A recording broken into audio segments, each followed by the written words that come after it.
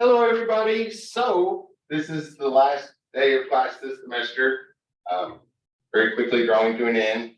Another reminder, and I'll probably send out one at some point over the weekend.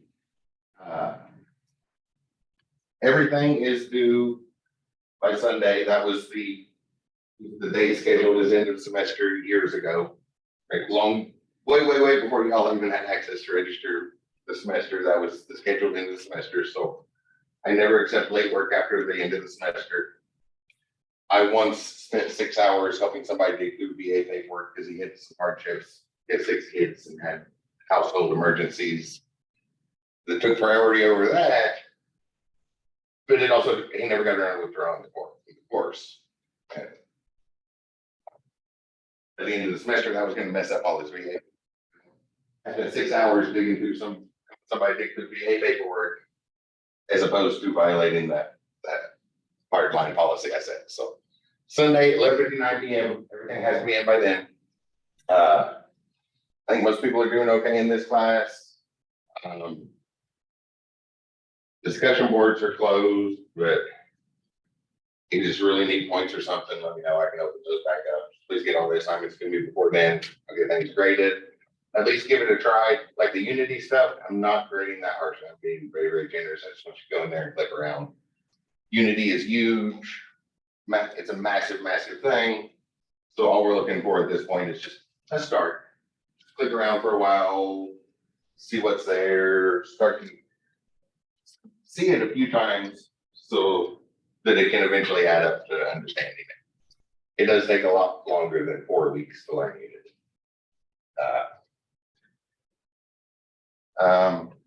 Had a couple more odds and ends that will be useful today. I actually wasn't going to show this one. I mentioned it earlier in the semester, but then last week's discussion board, a whole bunch of y'all mentioned VR. Got up in there, and that led to like 3 or 4 post reply things. So I was going to quickly go over the configuration files because it's pretty much just like any 3D game development, except for some configuration and pre-built code. So we have to go in there and click checkboxes and stuff. And then the controllers for VR have an extra button.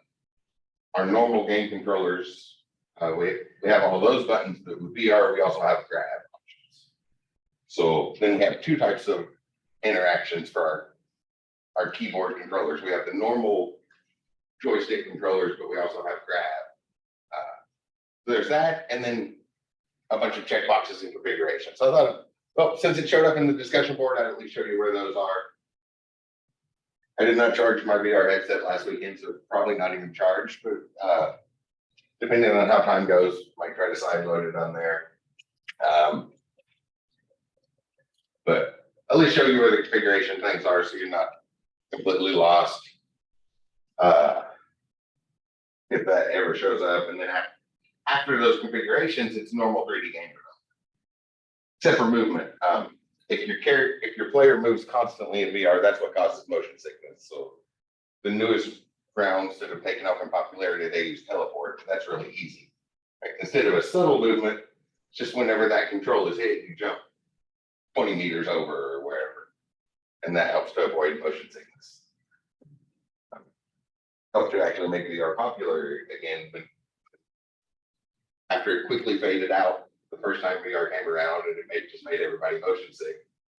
So the novelty wore off extra quick. So I figured out that teleport thing. A lot of y'all have probably seen those games. You don't get sick playing the games now. You don't have your eyes telling your brain you're moving really fast while your feet are staying perfectly still. The other thing I wanted to look at was another approach to writing code. Let's start with that. That's the one I'm more concerned with. The other one's just a bunch of checkboxes, and I have videos on my YouTube channel that were just made like 3 weeks ago going over those. I could just post the link if we run out of time for that. So I also want to keep today's lecture short so there's plenty of time to work on projects, right? This game development, the projects take a long time. That's the thing about programming games is it takes way longer than any other type of programming. But I know personally I have a lot of fun.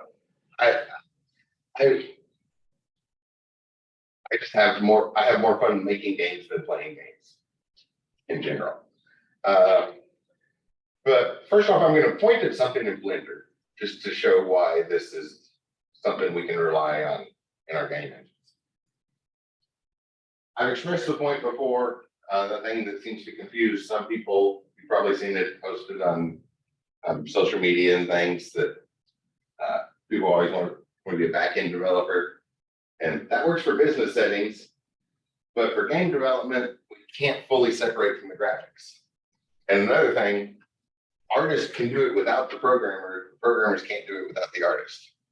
So the art side is a little more important. And one of the things about the art, I'll just use this cube here. When we were looking at Blender, we came in and stuck a material on here, which shows some random material. Let me make a quick pattern in Microsoft Paint or something to actually use for this. Grab a square. This is something I really just want to show you all some buttons. So I guess if we just want to watch for a moment, I'll make a green and blue square, maybe just a little more green on top. There we go. So some sort of pattern. We could find different ones. Save this in the delete folder under pattern, because we saw how to book match that. It goes really, really quick, but that doesn't really pertain to showing you all the buttons. So if we wanted a material instead of a base color, we clicked on the little dot. We could also load in an image texture for the background instead of just a color. Oops, open that file I just made, pattern.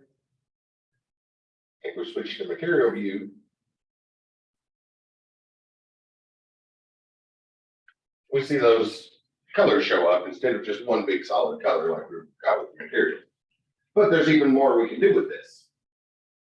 In particular, that's just colors sitting on that flat surface. Reach around and grab anything near you in the room. We don't have perfectly flat, smooth surfaces in the real world. That is purely a virtual thing.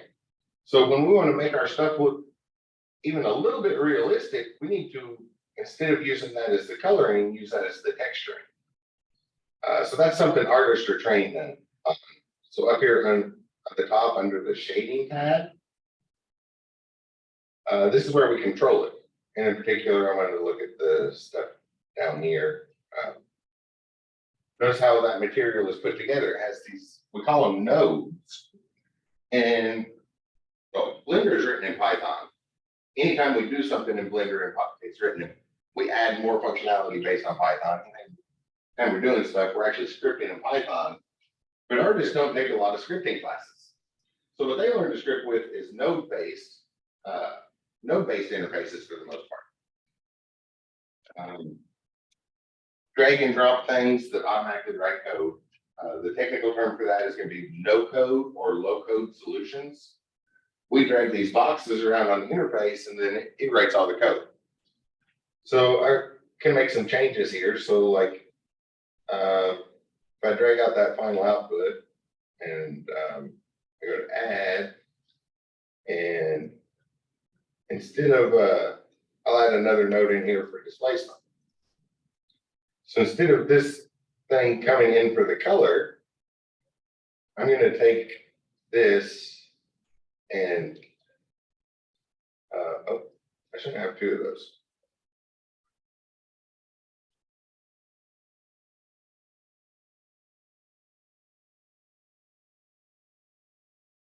Can't remember how to disconnect. There it goes. I can't remember how to disconnect it. It's kind of hard to see there, but it does go completely behind that other one.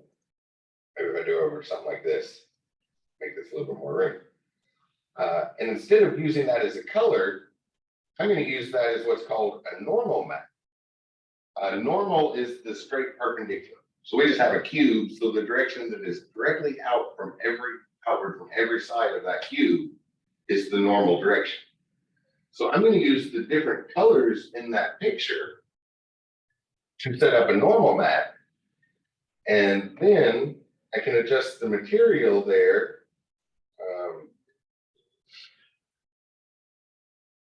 I'll give it like a base color of something over here, light blue area. It's kind of silvery. And now I can adjust that material's height and things based off that color pattern that's fed in. Why is that not?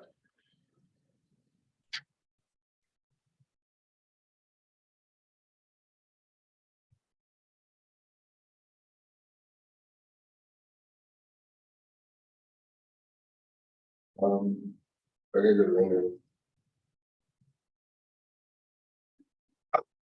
I've got the output. And you'll notice the output on this says displacement. And right up here on our overall output, is that what you were going to say, Dylan? It's not what I was gonna say. Oh, sorry, what were you going to say? No, nothing. Oh,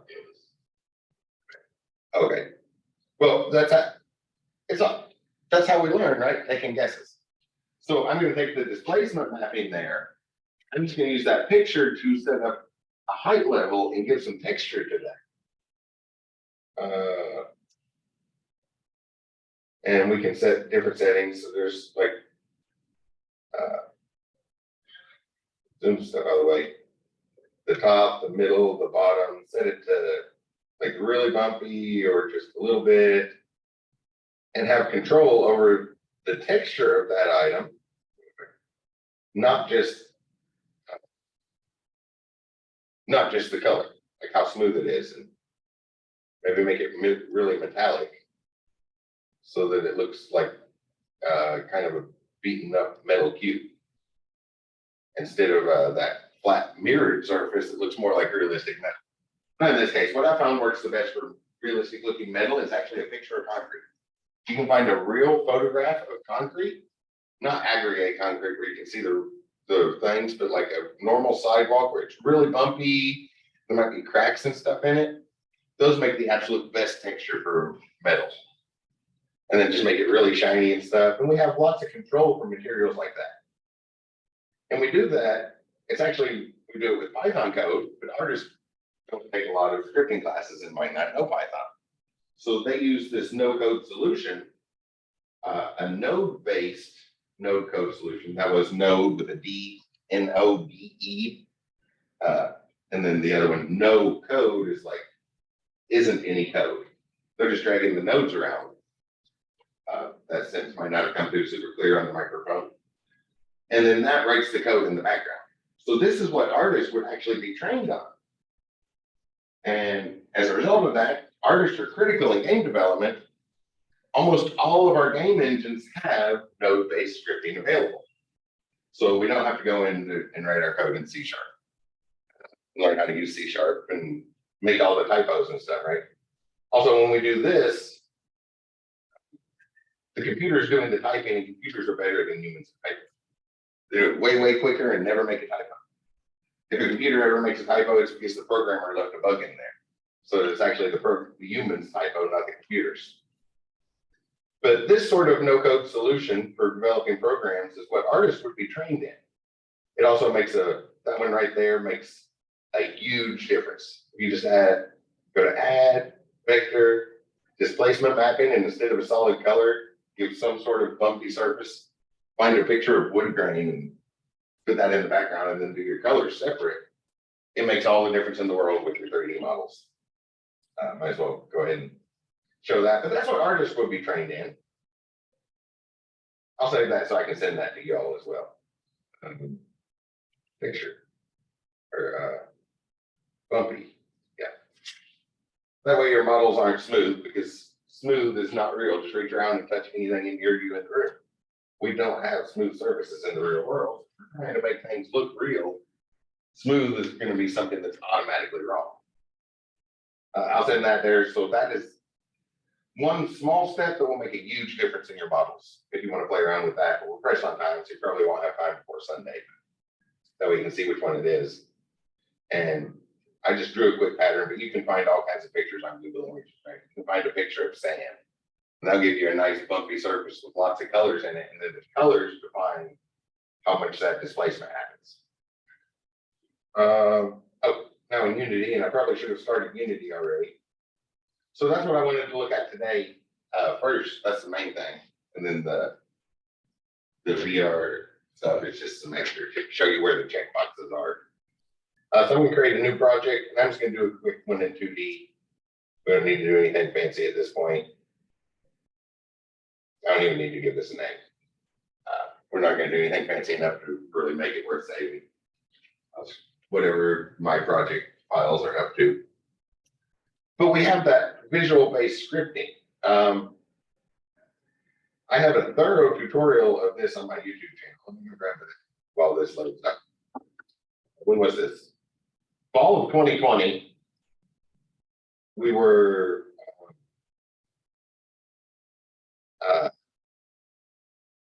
before everything shut down in spring of 2020, we were looking for planning a statewide event. So all the IT people together. It's a fairly common thing, little hackathons where we get together and compete against IT skills. I think some of y'all have been to campus, seen that picture out there in the hallway from the last semester when I was a student at Ivy Tech. I was in one of those competitions, and we just went in there, and there was every campus across Indiana had a team, and we just competed to see who wrote the best program to solve a particular problem. So kind of like the homework assignments you get, only there's a bunch of teams and there's not a time limit. You can't look anything up and make a game out of it. It's really, really fun. Whenever, so there will probably be one of those in the spring. Then it's what you're studying academically in a competitive setting, so it makes programming like a game itself. And networking and server administration, it was the whole thing. The IT support was that year that my pictures in the hall from, they just had a huge carts, like 4 foot by 3 foot long carts loaded down with equipment, and they basically had to make a whole network in 3 hours. And the team that did the best job won scholarships or something. The fun's over by the time they hand out the prizes, but there's prizes involved. But whenever everything shut down for the pandemic, we were planning one that was going to be game based, and we tried to do something virtual, and I made the tutorials for that. So there's all of this, but at the time this was made, that was the official preferred plugin to do visual scripting. It is now officially part of Unity. You've probably seen the button on there. So let me put that in the chat room. There's the chat room. So everything except after the first couple steps is the same. They changed the style sheets on it and whatnot. But the rest of the, so what is it? Video one, maybe 2 is a little off because that's importing the package from the asset store. But now it's already there. We don't even have to turn it on. That project started up. So there's some tutorials to get you started afterwards. I think a lot of educational games. So what I did for the tutorial was I took one of the quizzes from an SDEV 120 class and put it in a video game. The characters had speech bubbles that asked the question. And I can't remember what you did to type the answer. You might just type the answer in there. Here we go. But the first step is different because when I made that playlist, and obviously there's lots and lots of other resources out there, you can really see the keywords to search for there, and that one. But that one was designed for a competitive afternoon. So the intention on those tutorials was people were going to watch all those videos in one afternoon and make a game and compete against other teams when doing that.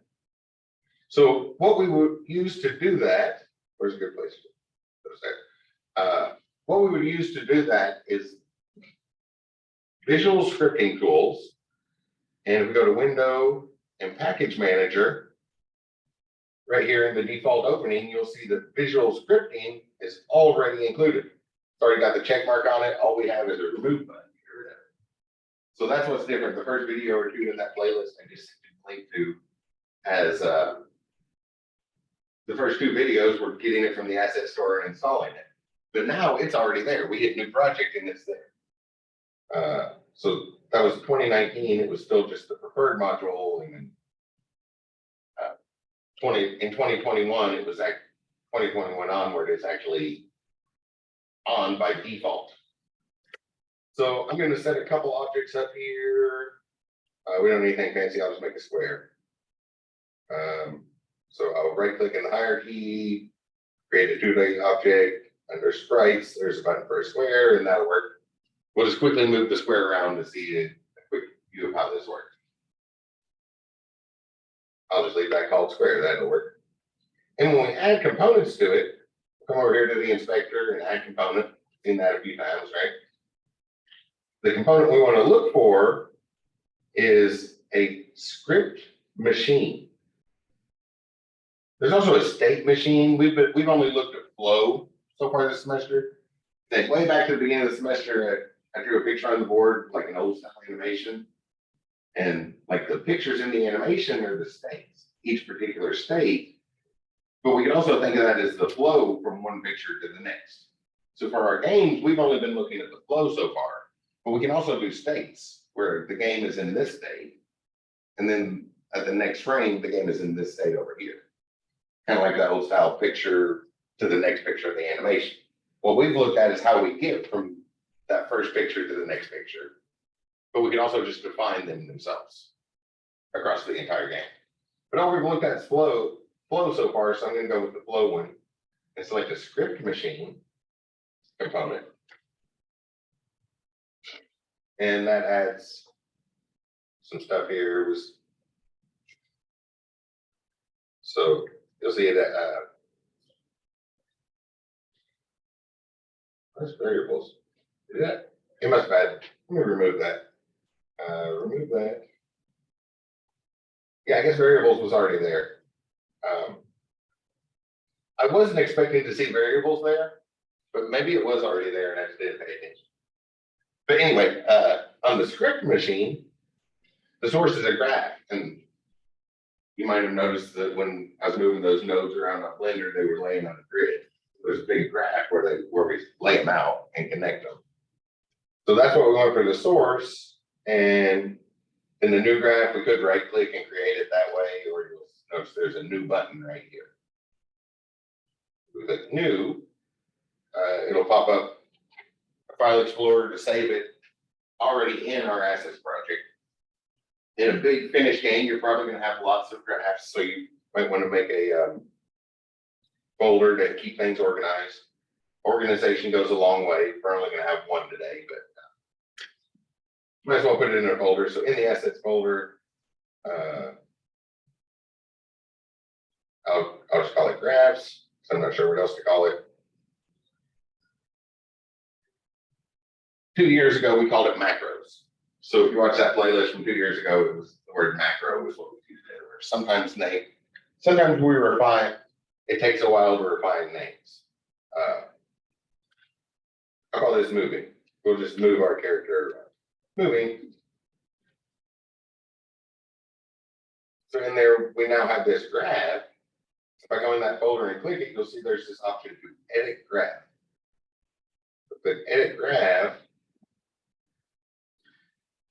And it imports a bunch of stuff and it's going to open a new window here. There's also a huge advantage this has over text-based scripts as well. We will see in a moment. But all of your game engines will have something like this. Godot is in transition. So the new one that's going to go in Godot or Godot, or it was made by Spanish-speaking people, so maybe the original pronunciation should have been Godot. Most people go with the French pronunciation, but in America, you'll hear Godot a lot. The one they've had, they picked a new one, and it is not backward compatible with one they had. So they just went to Godot 4. So they took visual scripting out of that, so that there's a big gap, and then that backward compatibility issue hopefully won't be a problem when they release 5. They had to leave a gap, but it will be coming back, or you could roll back to just download Godot 3. Nobody deleted the source code. And then you still have the visual scripting there. In Unreal, it is actually the preferred way to do Unreal Engine, it's called Blueprint when they have. So they show up everywhere, but this is what artists are trained in. And artists are gonna be working heavily in the game dev industry. So that's what the low code, no code solutions for game development are, is the node based low code solutions. So I want that square to move to the right. So you see that we attached it to our square. Oh, and by default, it put it over here, which it put it in the bottom half of the inspector, which is actually kind of useless because this is a huge wide window and they didn't give us a horizontal scroll bar. So we actually can't even see the most useful part right now. So I'm going to grab the tab and drag that over here to dock it in next to the project, or maybe up top, wherever you want to work with it, someplace where you have lots of room, because we need some room to drag those nodes around and make connections between them and stuff.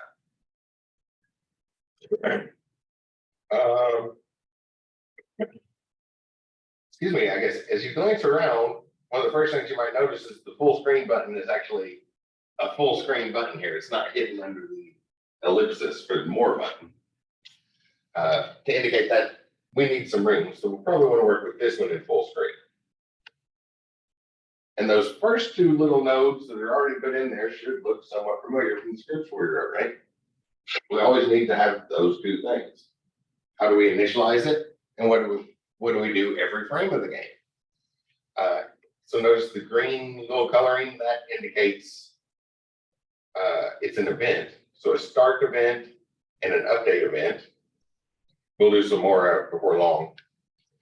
And then we can just start making connections. You can right click and search for stuff. Or if you click on the little arrow to drag out. So notice there's a green arrow pointing over. That's like forwarding your code. If we drag that out, maybe the first thing we want to do is every frame of the game, let's just move to the right. So we move by adjusting the transform pattern. So you'll notice there's a, looks like a search bar. It's a fuzzy finder. Since you all are programmers, we might want to make sure we don't know the difference, right? A find is an exact match. That's Control F. It can only find an exact match. And if you click the wrong checkbox, then it won't even find things with the wrong, it won't even consider capitalization, only a perfect match. Those are really, really slow. A step up from that is a fuzzy finder, where it just automatically adds some wiggle room, and it looks at more than just the words in the code. Like maybe it'll check the documentation, because we want the transformation. So if we look for transform, it starts showing up, but then a lot of things that transform also start showing up way down the list. But it looks for transform every single place it can find it, including documentation, and has slightly better features. Whereas a search, that's full out fancy algorithms that have already looked and tagged everything. And we're just using the hash table of those fancy algorithms already put together. So this is a fuzzy finder, so we can start searching for stuff. And under transform, we have a lot, right? Rotate, probably guess pretty quickly what that does. Look at, like what our camera was doing. Translate, we haven't really seen that, but hopefully you know what the word translate means.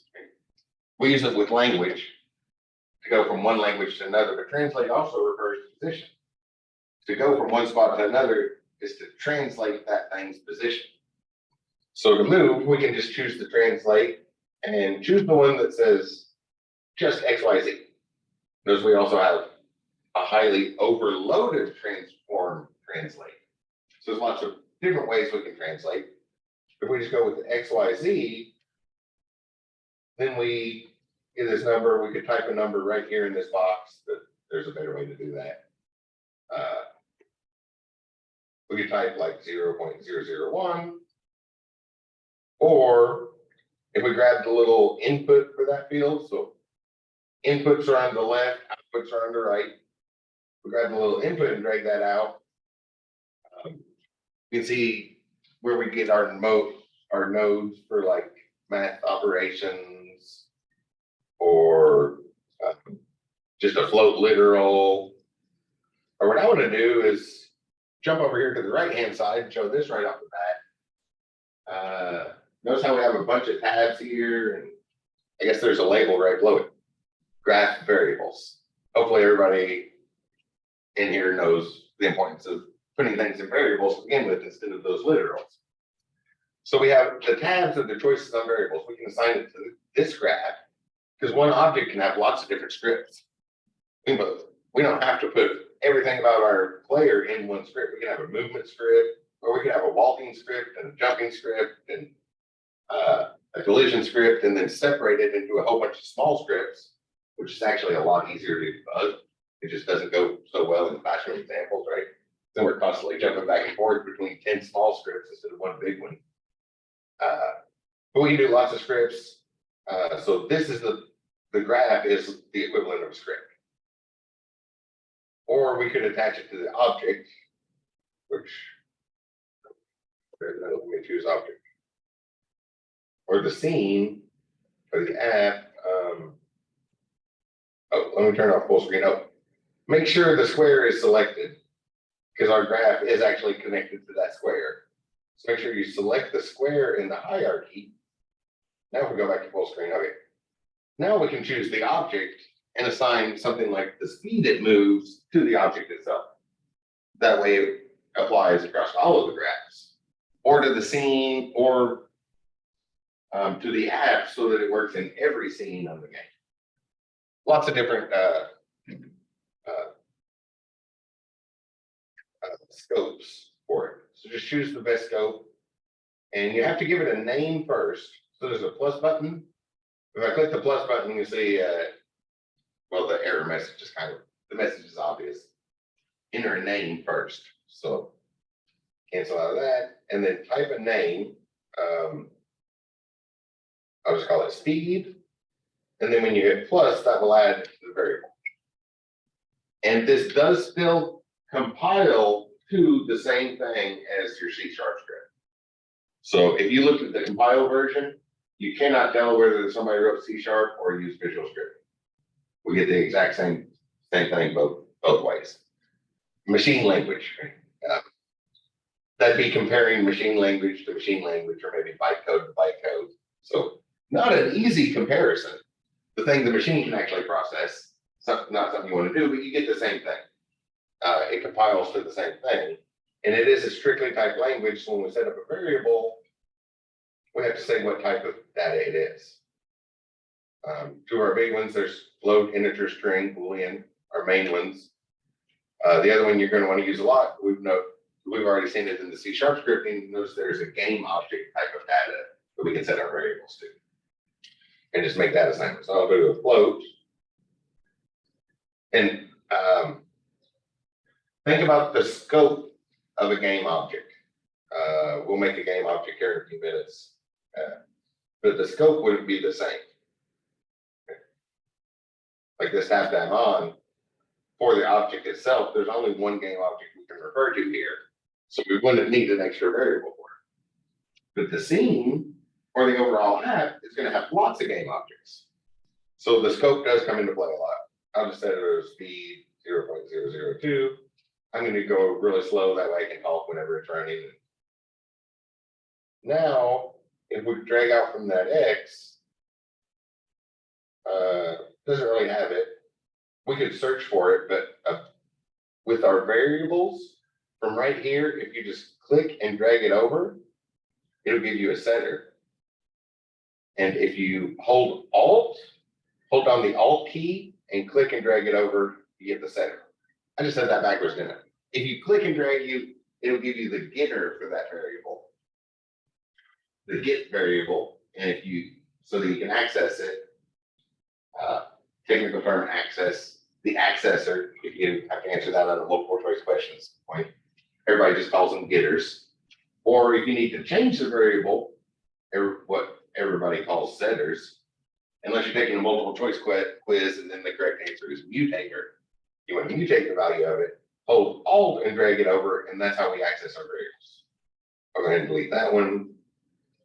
Then we can take our speed and just feed that into the X position. So it's a local translate. Translate is always local. So we're going to take our current X position and then we'll change the X by that speed value every frame of the game. Does that logic sound familiar? Notice how things just kind of connect like that. So if I minimize that, and I'm also going to zoom out just a little so we can see all those nodes. When I hit run, there's a couple things to pay attention to when the graph pops up. Good. So we can see our box moving. The logic there should have sounded familiar, no surprises there. But notice how we can see things flowing through.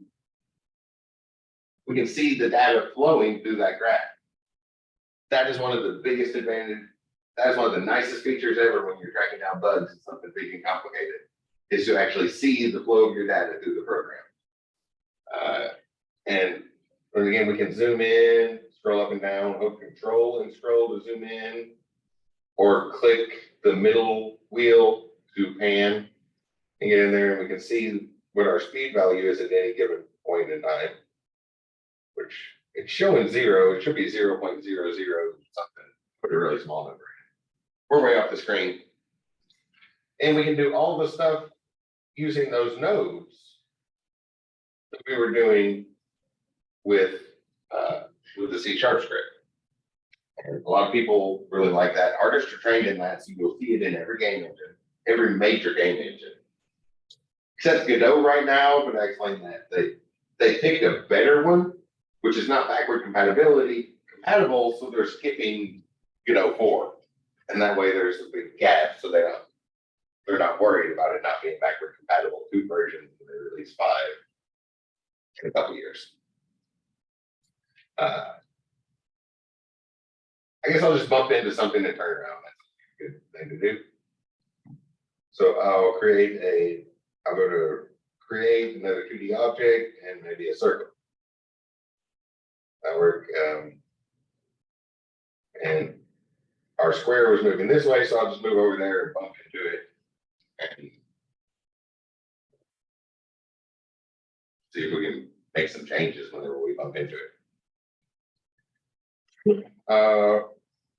We still have the same requirements for Unity to have a collision. One of the things has to have the laws of physics, and both of them have to have a collider. So with the circle selected, you can go to add component, search for collider, nothing new there.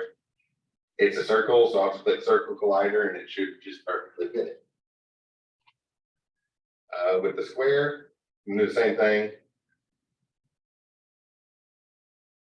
We're going to add component and just add a box collider. And we added a 2D box collider to a square. Make sure you don't add the 3D collider. And it's just a square, so it should perfectly fit it now. But we also need laws of physics on one of them. And at least in my mind, it always makes sense that the thing moving should have the laws of physics. So on the square, I'm also going to add a rigid body 2D. So I clicked the 2D game, but if you were following along, click 3D, obviously you need the 3D options. And we don't need gravity. So if you did a 3D one, gravity is a checkbox. But if you're in 2D, we have a scale, so just set your gravity scale to 0. And that way is the default for Unity is a platformer. So gravity pulls downward in 2D. And we want our square moving to the right. So now when we run that, it should still move to the right and we should get that collision. Laws of physics are implemented and both things have a collider. Oh, I forgot about that message. Visual scripting loads in different. So the first time you run it, you might have seen a message somewhere that asked if you wanted to change things because it runs slower. I ignored the message earlier when I was getting ready and it didn't pop back up. I said to ask me later, thinking it would ask me the next time I got on here. but it didn't ask that. So if you saw that, go ahead and change that. It does not affect your original scripts. Your original scripting still works the same. It just turns on one more feature that was all until you start using visual scripting. And it will make the visual scripting run faster, which that's why mine's kind of jumpy right now. Because I ignored it this morning and I clicked the button that said ask me later, but apparently that button was like it was more like ask me tomorrow. I was expecting the next time I did it to see that. So now we can collide with that, so we should be able to do stuff when we collide. Oops. I'll go back in full screen mode. And we saw collisions the collisions don't happen in initialization. Update, that's just frame by frame. We don't know if there's going to be a collision or not. So a collision is actually another event. So if we come down maybe below that, real quick, before I do that, I'm going to select all of those, just normal drag a box, select all of them. And I think Control G, nope, maybe just G.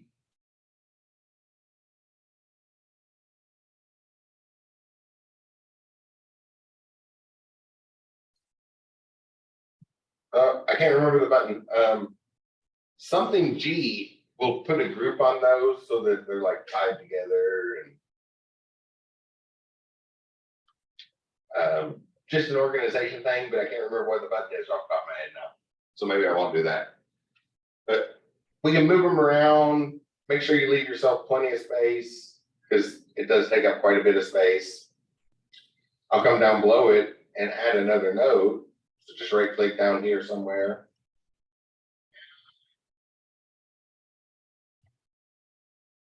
If you right click and get that button that says add node, when you click that, you'll get the fuzzy finder. It seems inconsistent. Sometimes it gives the fuzzy finder first, and sometimes it gives the menu that says add node. If you go to add node and search for collision, right up at the top, well, there's the one we were using in our code. We use that on collision enter event. And all the ones you recognize from your code, this has all of the exact same methods as C# script. It's accessing the same library. The game engine is actually just a huge collection of pre-written code. We can import it into our code, and then somebody also tied it to an interface, which is convenient, but that's not the only way we can access it. So the visual scripting also accesses those same C++ libraries that we import into our C# scripts. So we were using the on collision enter event. Maybe that would be a method in our C# script. So maybe that would be a better one for the green stuff. Notice the color coding. The methods on start, on update, on collision, those are green. Getting that variable was blue. If I hold Alt and drag over, setting the variable, that's a lot like getting the variable, that's also blue. So things are color coded there to help track them down. And we want some stuff to happen on the collision. And one of the things we will do quite a bit here, well, we saw it in the script. The collision takes in something called a collider. And then we grab just a piece of that collider. So something that happens a lot with this, if we drag out from the collider section, up at the, you notice the fuzzy finder. Another thing about fuzzy finders is they change the order. So you do have to actually read the menu there every time. It'll be in a different order depending on how it found it. But up at the top, it should see collider. And when we choose those options, the top one is expose collider. All of our stuff lots and lots and lots of our stuff has that expose option. And if I scroll down and look at that node, at least some of this should look familiar. Expose the game object, expose whether it's a trigger or not. I know you were doing that on your game, right? So on your collision enter, there's the trigger if you want to use your visual scripting and try. Unlike a collision, if you change things to a trigger, it doesn't stop, right? When our square hit the circle, it stopped. But because there was a collision, but a trigger it just activates, so the square would pass right through that. Sometimes we want that. And there's a checkbox that says trigger. We could grab the rigid body from it, and there's all the parts from the game, the other game object. So we need to see if we hit the right one. In our case, we only have one other game object, but even with only one more, we need a way to reference it. So I'm going to come over here to the variables and create a new variable, and I'll call it circle. Give it a name and then hit the plus sign and make sure it has large enough scope. I mean, the object we're working with and the graph itself, that's too small to access another game object. So we need to be seen or add, or what's the other one? Or save it somewhere. Probably not save, use seen or add. So I'll put it on the scene because there's a circle in our scene. We add that, and then from the type, we can choose it to be the type game object, and then we can make that assignment. So if I minimize this, notice there's multiple scroll bars. So the outer scroll bar gets down where we can see the variables, and then we can just drag that down and assign it. It's behind the zoom thumbnails, yeah. Or if you click the button, you should be able to get to the scene and stuff. If you put it in too small a scope, you'll only have the assets tab, and then you can't access any of your game objects. So if you don't see assets and scene tabs there, you have too small of a scope. So I guess in that case, the circle would be a good way to, little circle to dig through menus might be a better way to make sure you're in the right spot. So that gives us a reference to that other game object. So we can drag that in as a getter. And we have that value to work with. And I move this down and this up here. If I drag out from the actual green arrow that's saying like the next step in the code, right near the top, you'll see control, and it looks like a little branch in the back. That's something we're going to want to do a lot, right? That's where our selection structures are. The if else, the switch cases. We have the same thing we have in C#. We're just accessing it with a picture instead of a text file. So we put an if, and then we can do a comparison. I like to do the drag out. We can search for all these things, but so here's the flow through it, and then a flow out for true and another flow out for false. And here's what we're looking at, our condition.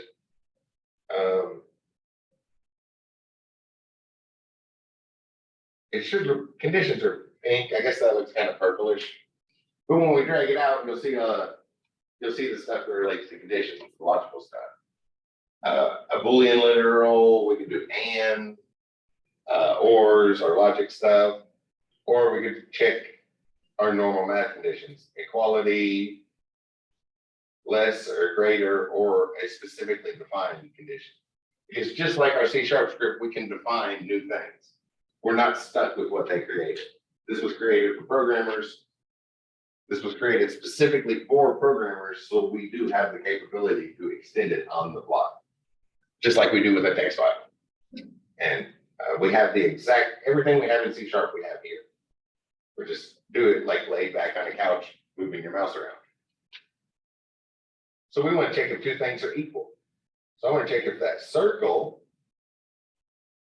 when we expose the collider, right, we look at everything we collided with. So on the first side is this.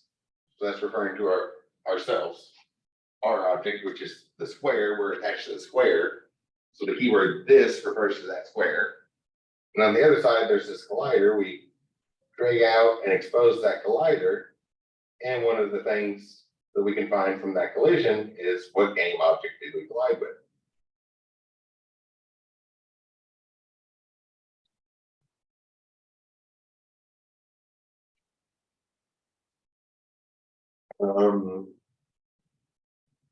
And then we need something to do if they collide. As I reset it. That's it's easy. Again, I'll do transform. That seems easy and they'll take us up to break time pretty nicely. And there's a lot of options on transform.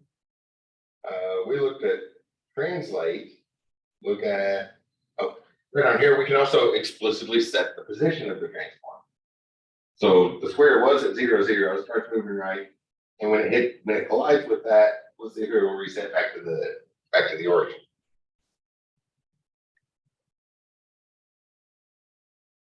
Does that make sense? See how those nodes work together? It should be a lot of words that you recognize from C# or as you progress further and learn more about Unity, words that you will recognize it behaves exactly the same. And humans are a very visual species. So having a visual representation is nice. Academia moves slow. Software development at large has probably already passed 50-50 on no-code, low-code solutions. And no-code to low-code solutions are growing because humans are a visual species. We do better when we have a picture to look at as opposed to a bunch of text on the screen, right? And then we have that advantage, like we saw here, where we can actually watch our data flow through the program.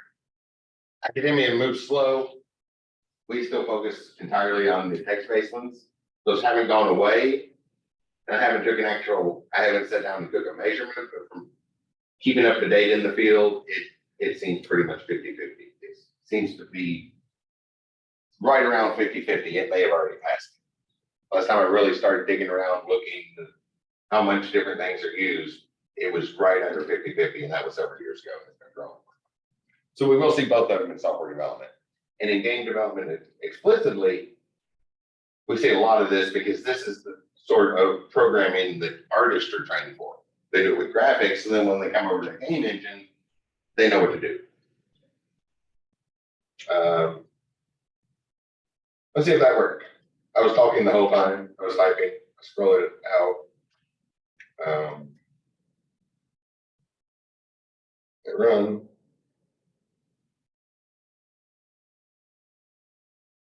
It starts moving, and notice on that flow of data, our update's flowing, but we don't have anything happening in the collision yet.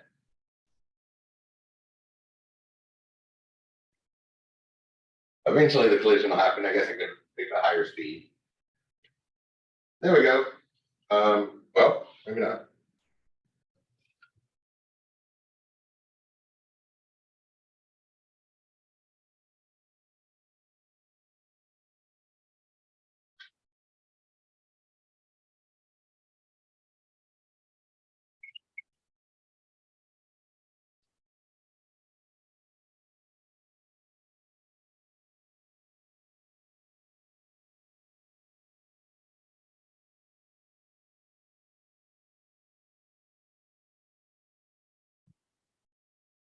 Why did that not go up?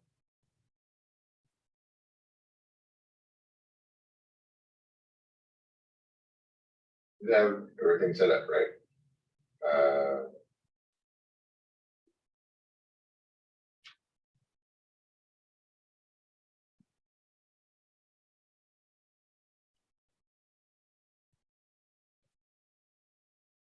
There's a collider there. Got the box collider, the laws of physics.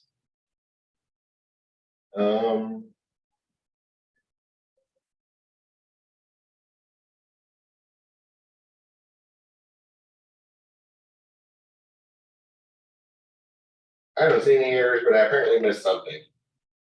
Just quickly introducing this, I was expecting it to work and then get to a break in about 5 minutes. Let me try to quickly change that to a trigger. I'll switch over to circle and notice there's the is trigger. So maybe now it'll at least show what happens there. We talked about those things. Y'all can click and drag around and see what's going on. I apparently missed something while I was talking, dragging boxes around at the same time. And it does take a little bit longer to dig through it.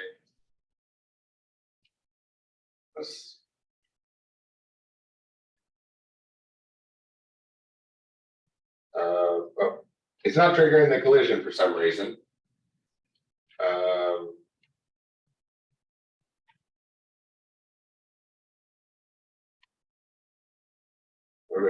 What did it get? Game object literal.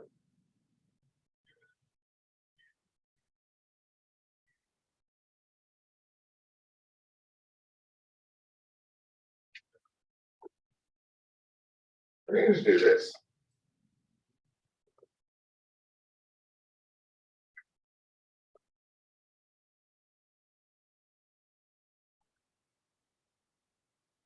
I get the wrong input. Oh, whoops.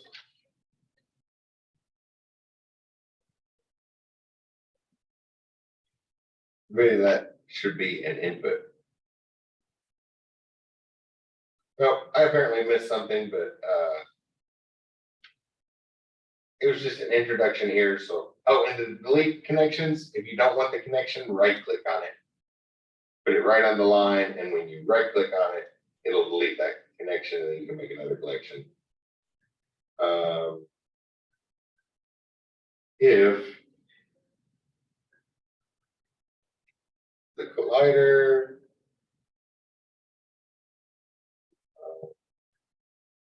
under data. That's our cell. That's our own velocity. That's our own force.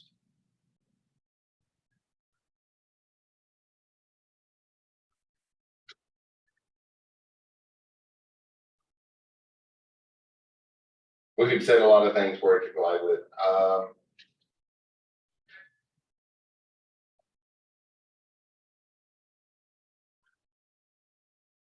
Maybe name it work.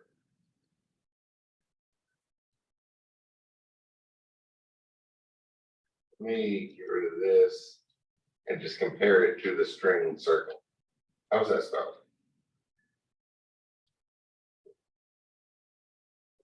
Uh-oh. And you definitely want to have a, did y'all see what I did there? I accidentally like kept dragging when my mouse did something else and it went way off the screen. So it definitely helps to have a regular mouse. You can zoom out and find the stuff again. Actually, once when I was getting ready this morning, I was trying to do it without the regular mouse and I completely lost those stuff. I did that and I zoomed as far out as I could, and then I scrolled in left and right and up and down, and I couldn't find the nodes anywhere. So I must have drug over for several seconds and I had to restart because I completely lost track of them. Here, maybe we can just check it to string literal for the word circle. See if it recognizes the name. Oh, take it off full screen.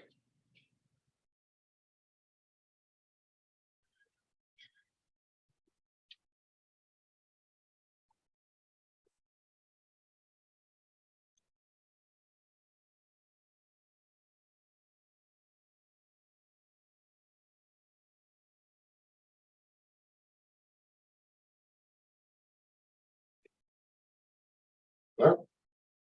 I have no idea why it's not detecting the collision. Let me make a couple quick changes so we don't have to wait so far. I'm gonna make that move a lot faster.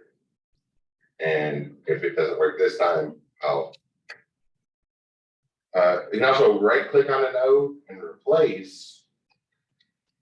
So maybe you replace with one of the different collisions. Maybe on collision enter. So enter is when it starts, stay is when it's happening, and exit's when it finished. So I'm gonna try putting it to the middle, and if this doesn't work, we'll go ahead and take a break. I talked about the stuff I wanted to talk about, but apparently I made a typo while I was dragging things around. Okay, it is definitely staying in that collision, so I have no idea why that's not triggering. I don't particularly find it, but something to start clicking around on, at least on the basic ones to get familiar with and see how no code lookup solutions. Do you have a question?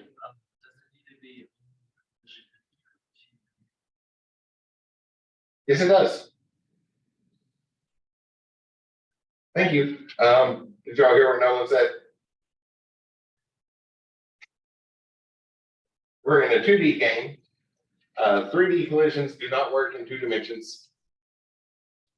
They behave exactly the same. We still have that collider, drag out.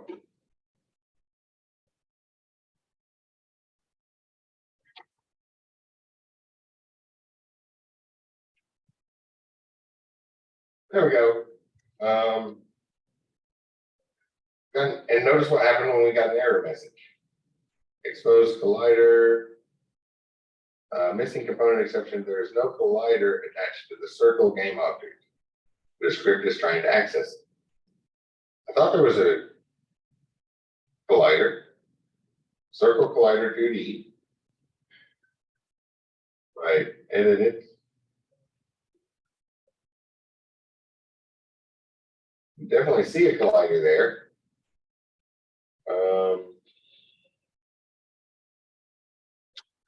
But notice how we still get the red error messages. We get the same message over in the console, and we get the mark in our graph. They can be really, really useful. I'm gonna go back to what that was earlier and just check the object. Delete that, and grab the getter for the circle and see if those are equal.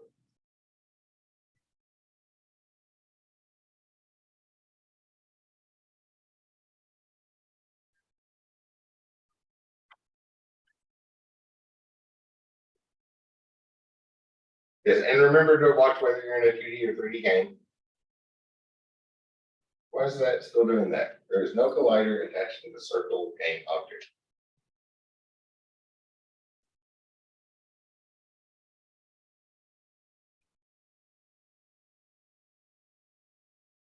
Okay, let me remove this collider. Oh. I'm gonna remove the collider and try adding another one. Circle collider 2D.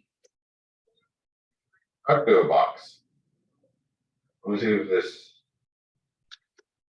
box looks like it fits right. Run it.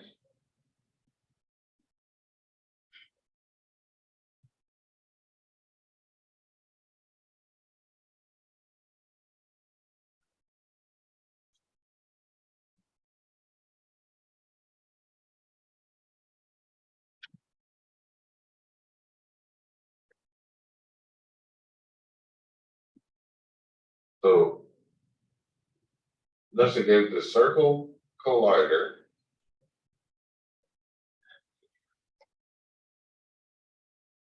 to connect you to that game object.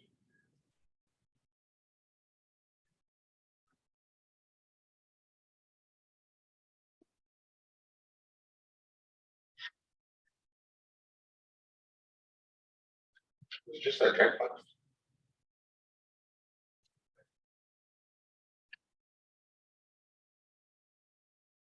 There's no collider attached to the circle game object.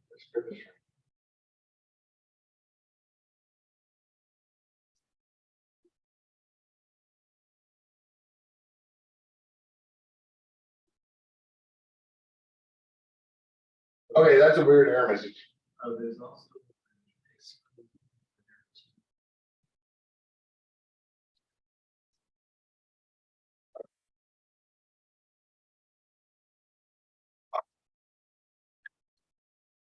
So if you didn't hear him, yeah, same thing.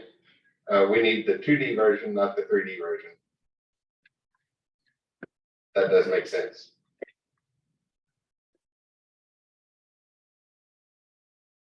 Thank you, Nolan. When I'm up here, I have other things on my mind and talking the whole time. That's why I usually try to prepare ahead of time, but it's easy to miss stuff. All right, hopefully now it'll stop when it hits it or reset.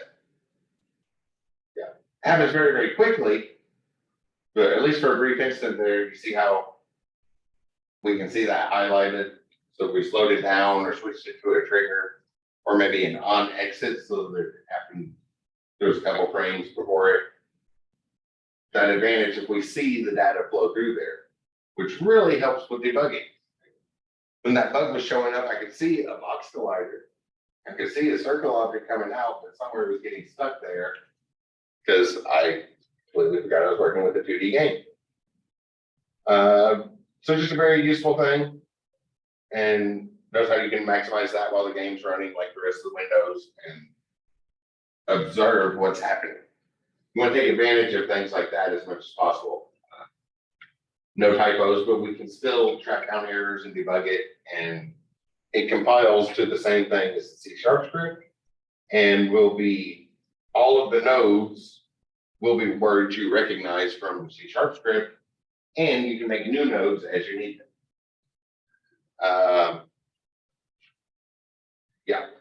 That's why we have to get started with that. I gave you the playlist. The first two videos are different because the first couple videos were just downloading it from the asset store and installing it.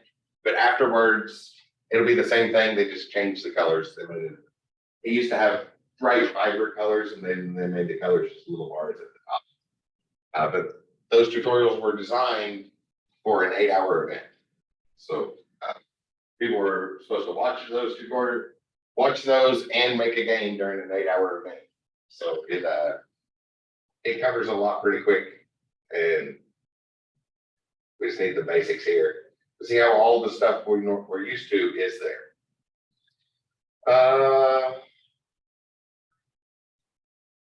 So looks like it's a good time to take a break. It's 10 minutes sound good to everybody?